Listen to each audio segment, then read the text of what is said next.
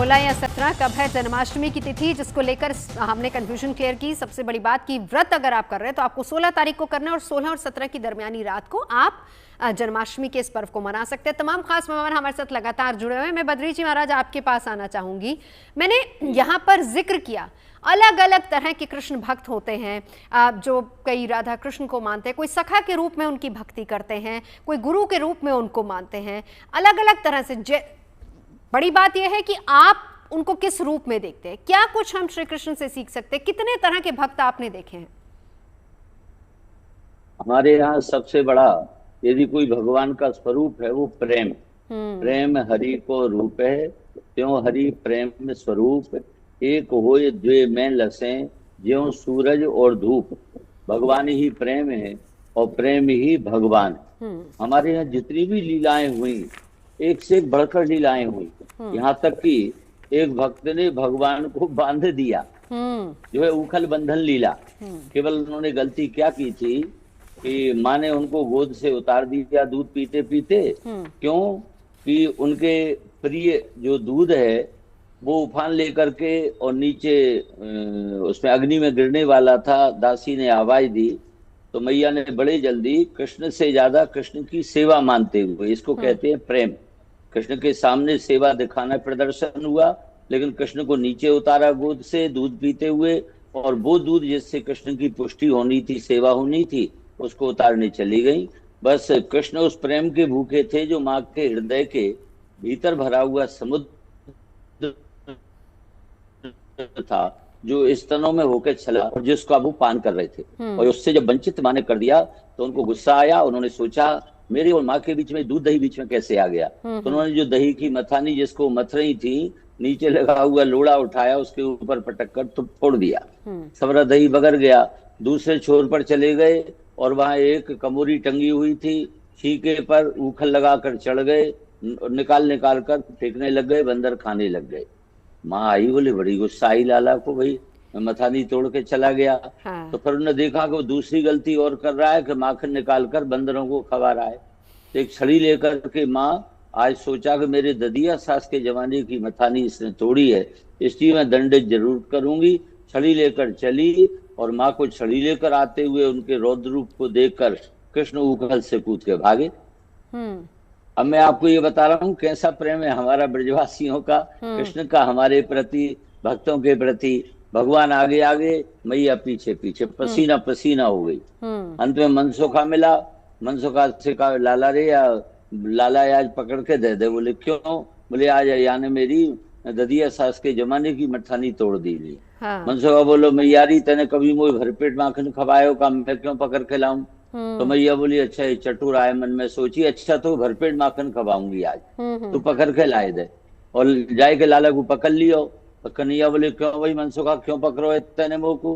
बोले मैं तो मैया के हाथ में दूंगो, आज मुझे भरपेट माखन खवावेगी। ओ ठीक है बेटा, आज तो को कम से कम और भरपेट माखन मिल जाएगा। मुझे मैया जा एक आध छड़ी मारेगी, एक आध थप्पड़ मारेगी, फांसी पे चढ़ावेगी ना है, पर तो को भरपेट माखन मिल जाएगा, पर मेरी तेरी अब राम राम। सोई मनसुखा डरप गयो और मैंने झट कन्हैया की पकड़ ढीली कर दी नहीं, और कन्हैया छूट के भाज गयो। मैया बोली क्यों रे लाला क्यों छोड़ दियो तने कन्हैया?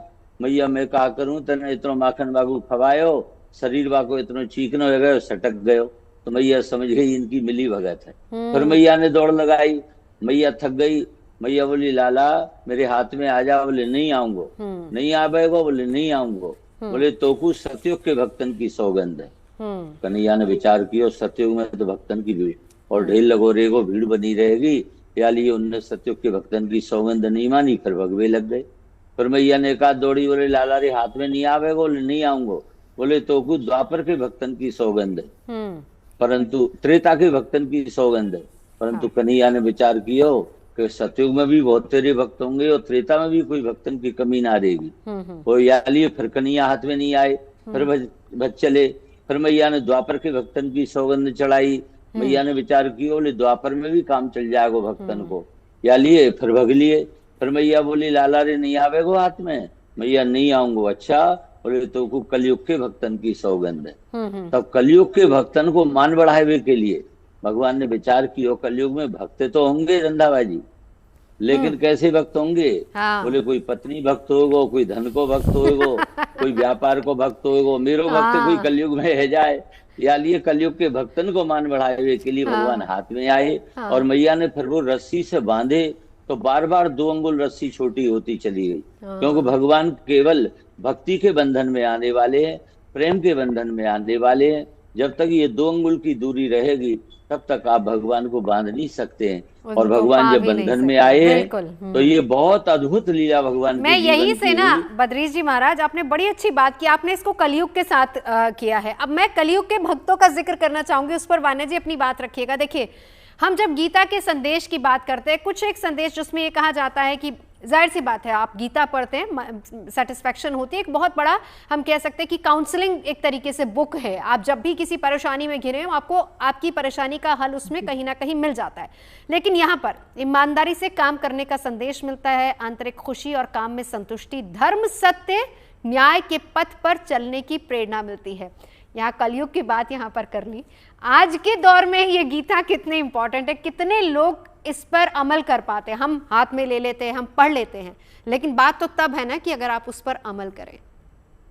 जी, बहुत सही आपने बोला कि हमें जो है खाली पढ़ने तक ही हमारा जीवन नहीं है, हमें उस चीज पर अमल भी करना है। जब भी कलयुग में आपको जीवन में लगता है कि आपकी लाइफ जो है बहुत ज्यादा स्टेगनेंट हो गई है, आपको सॉल्यूशंस नहीं मिल रहे हैं, आप गीता खोलिए। मैं कहती हूँ आपको अपने जीवन के, अपने लाइफ के हर चीज का जो है आंसर आपको जो है वो गीता में मिलेगा। जैसे एक नॉर्मल सी अगर हम एक श्लोक से बात करते हैं, क्यों व्यर्थ की चिंता करते हो, क्यों व्यर्थ किसी से डरते हो, आत्मा न मरती है न पैदा होती है। जो हम लेकर आए, मतलब हर चीज हम इतना स्ट्रेस लेते हैं, हम इतनी एंजाइटी अपने जीवन में रखते हैं, कल क्या होगा, कल क्या होगा। हम खाली हाथ आए हैं, हमें खाली हाथ जाना है, हमें इतना मटेरियलिस्टिक अपने जीवन में होना ही क्यों है। श्री कृष्ण ये भी कहते हैं कि अपने ईगो को जो है आप अपनी लाइफ में थोड़ा सा सबसाइड रखो, क्योंकि अहंकार जब हमें जीवन में बहुत ज्यादा आ जाता है तो कहीं ना कहीं हमारी डाउनफॉल स्टार्ट हो जाती है। श्री कृष्ण ये भी कहते हैं, जैसे महाभारत में जो पांडवों की जीत हुई थी, जो स्ट्रैटेजी उन्होंने बनाई थी, जो रणनीति बनाई थी, कि हर चीज की एक स्ट्रैटेजी होनी चाहिए, हर चीज की एक प्लानिंग होनी चाहिए।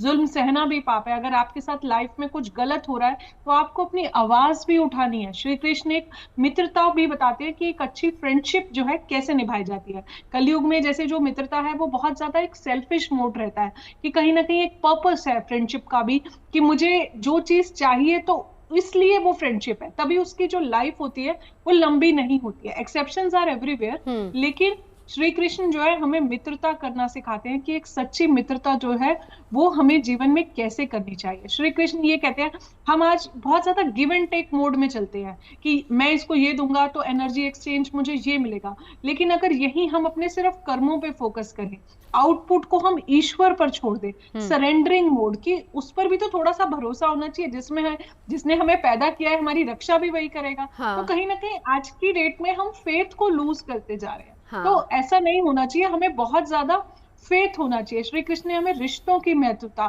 कि अपने कर्तव्य, अपने रिस्पॉन्सिबिलिटीज को निभाना सबसे बड़ा धर्म है, ये भी हमें श्री कृष्ण ये ने तो सिखाया। बात सही है कि कर्तव्य कर और फल की चिंता नहीं कर, और आपने सही कहा कि हम केवल अपने कर्तव्यों को निभाएं।